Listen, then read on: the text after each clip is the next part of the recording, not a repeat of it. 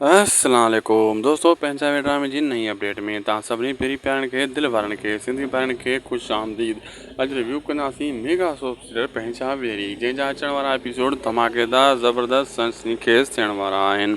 दोस्तों, जीअं तव्हां ॾिठो, हाणे जाकिर ख़ान खे बि क़ैद करे छॾियऊं ऐं जेको आहे हेॾां जाकिर ख़ान क़ैद लॻो पियो आहे। जाकिर ख़ान खे इहा ई जेका कोमल आहे नेठि इश्क में गिरफ़्तार थी छॾाईंदी ऐं पोइ पंहिंजे पीउ जी नज़रनि मां किरी पवंदी। फ़िलहालु जाकिर ख़ान जो इन सां इश्क हलंदो रहंदो।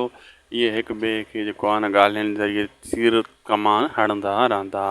सावल बि ईंदो, जाकिर अकबर ख़ान खे वार्निंग ॾेई वेंदो त तूं ग़लति कयो आहे, जाकिर ख़ान खे क़ैद करे। ॿियो त इहा सोणी मां तोखां वापसि वठंदुसि।